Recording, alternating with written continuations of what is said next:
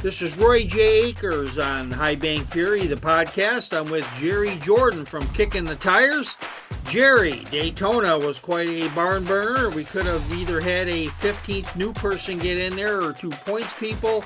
It turns out Ryan Blaney made sure that both Alex Bowman and also Tyler Reddick got in. Yeah, Ryan Blaney is owed 7 million beers to Alex Bowman, according to Alex Bowman. So, honestly, Alex Bowman's fate rested on less than half a second. Yeah. I mean, when you look at it, that's how much, less than half a second is how much Blaney won by. And it could have gone any number of ways you never know. Any of those top four could have won that race.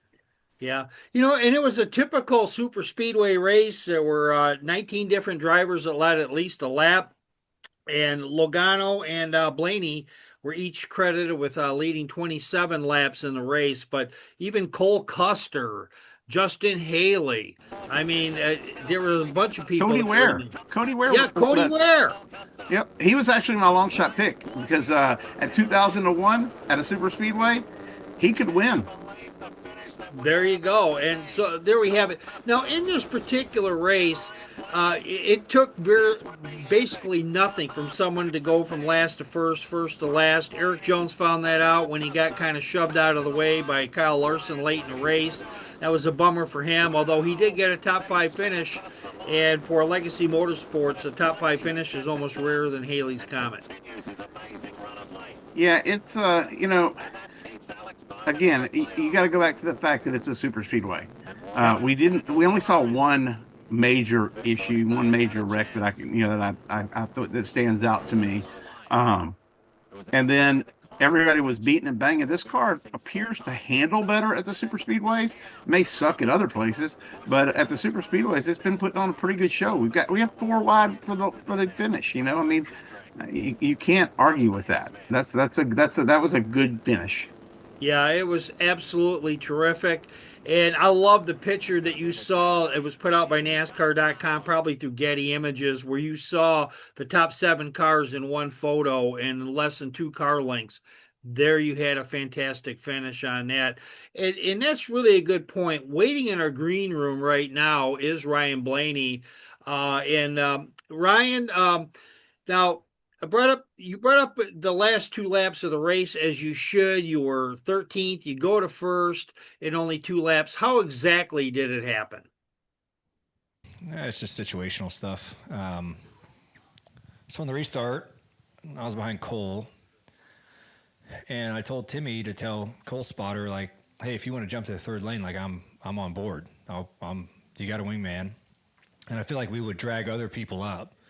And it was big to try to be the first guys up there, like before he gets log jammed. And he never went for a while. And so I never went because I'm like, I'm going to wait on Cole to go. Like if he wants to go, unless it's the last lap, then I'm going to jump up there and just see what happens. But it just kind of worked out in a way of the top opened in the tri-oval, and we got hooked up at that same time to where we had great speed through 1 and 2, and then got hooked up at the perfect time down the backstretch. I think it was on the coming to the white. Got hooked up great down the backstretch, and then we were really in the ball game.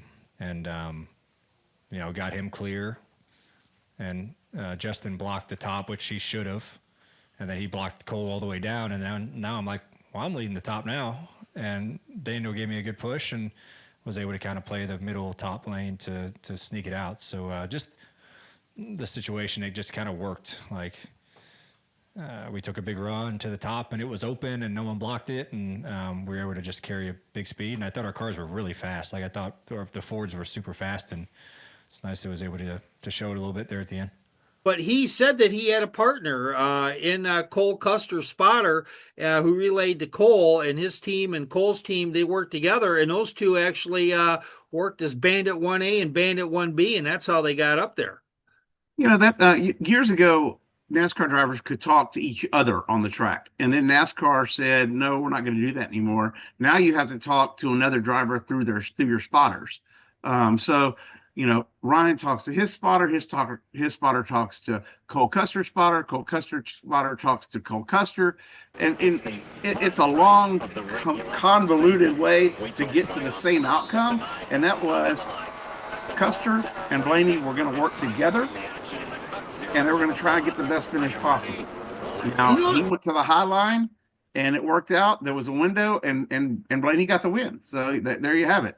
It doesn't always work that way. A lot of times you end up, flipping through the air, on fire, upside down, and, a lot of sheet metal torn up. Yeah. You kind of reminded me of the game Telephone and middle school all over again, where does she like me? And you went to her friend, who went to his friend, who went to her friend, who went through the custodian.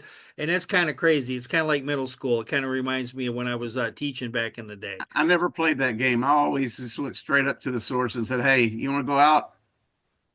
Jerry, I like that's why. rejection direct. Yes, that's why you're so successful. I love it. And with that, there were a few other winners in the race as well, besides Blaney. Daniel Suarez came within 3/1000ths of a second short in his first win of the season by finishing second. Justin Haley, he led on the final lap. That was absolutely huge for him. And there were a couple of losers in the race, or perceived losers. I don't really know if I really say that, but Denny Hamlin, he took it on the chin as he had that early crash and he was badly damaged and finished 25th. RFK, we thought a month ago they were going to get at least maybe two cars in the playoffs, maybe three, and it turns out they got ice. Yeah, it was. I don't know. Have you seen Denny's podcast? I want to know more about the RFK cars. Denny has a podcast and Actions Detrimental, and he was complaining about the roof rails on the RFK cars and how they had come off somehow during the race. And he seemed pretty animated about it. So I'm waiting to see whether or not NASCAR penalizes anybody. Yeah, they will certainly look into it. I don't know who was impounded. Sometimes, as you know, NASCAR will grab as many as four. And nobody went back. What's that? Nobody went back. That's what I'm saying. Nobody went back this time. So whatever they're going to get, they're going to have to look at video evidence or whatever. But nobody went back. They could pull it off from just the end of the post-race inspection overall of when the cars go through, but usually I don't know. It's a complicated situation because I'm not sure. Obviously they would have gotten busted with something if they would have won the race. But how much of an advantage did that give? Like I said, Hamlin was pretty adamant about it. He was not a happy camper. Yeah. I like to pull things from other podcasts. I've done it a couple times already this year. And it's not beyond me to go to Kenny Wallace or go to Kevin Harvick or, in this case, maybe Denny Hamlin to check it out, because sometimes those are the best comments to riff off of right there. What we're going to do is that we're going to talk about Darlington on the flip side of 30, but I have a little feature story coming out called Who Do You Love, where I actually go to Daytona. I go inside the infield and I talk to a few fans what they love and hate, who they love and boo at the NASCAR tracks, and this time they did it Daytona style. We'll be back in 30. It's a pretty cool feature. I check it out. It's 2 minutes of fun. And then I get a lot of cool stuff, B-roll, put in there, Hamlin doing this and that. So here we go. We're coming back in 3, 2, 1. Darlington, the track that's too tough to tame. That's coming up this weekend, Jerry. And this usually seems to be a veteran racetrack, as Denny Hamlin and William Byron proved as they went 1-2 last spring. Yeah, Denny Hamlin is the basic overall favorite to win this race. I ran some numbers through some AI platforms earlier this week to see kind of predict who might be the best, so to speak, at finish out the season. And Hamlin was in the top on every single survey that I did. So Hamlin is I pick Hamlin a lot on stuff, but he is definitely one of the guys that I would pick to win this coming weekend. Yeah. Tyler Bell, or excuse me, Christopher Bell and Tyler Christopher Reddick. Bell. I was trying to combine two drivers' names there. There are also two names that are seen up there in the top. Eric Jones, who won this race 3 years ago, really outside of that race and one other time in the last seven, he hasn't really been in the mix. But who do you say, besides Denny Hamlin, do you think will be on your short list for your fantasy picks as they reset for the playoffs this week? I mean, obviously you got to look at Byron because he's got a good track record there. You know, Ty Gibbs is pretty fast there, Yeah. and he's looking for a win. He's hungry. But I found my analysis, by the way, and breakdown of each race, and I'll tell you in just a second when I'm done breaking down Darlington who the AI multiple AI platforms think will be the NASCAR champion in 2025. But you know, like I said, Ty Gibbs needs a win. He's fast there. He's proven he can do it. And then you've got people like Barry, who Josh Berry, who knows how to do some tire management, and he would really like to advance into further on with the Wood brothers, going to the next round. So I think there's going to be a lot of fighting. I think this is going to be a great race this coming weekend. I'll be there. I'm actually going to the track for the first time in a couple of weeks, so that should be fun.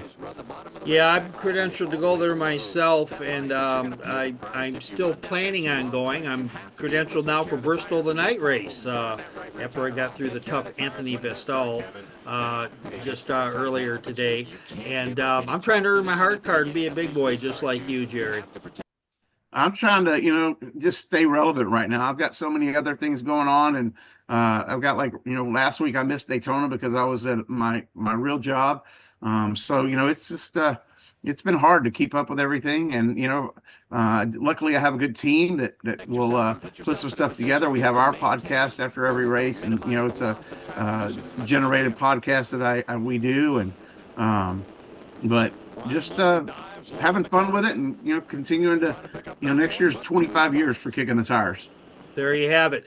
That's going to end episode 1. Jerry Jordan, kickingthetires.com. I'm Roy J. Akers with skyviewsports.net, and also taking a look at our podcast right now. High Bank Fury. And so with that, Jerry, we're going to have our second episode coming up, and that happens next. One comes off turn number 4 and doubles up. Hamlin wins the Goodyear 400.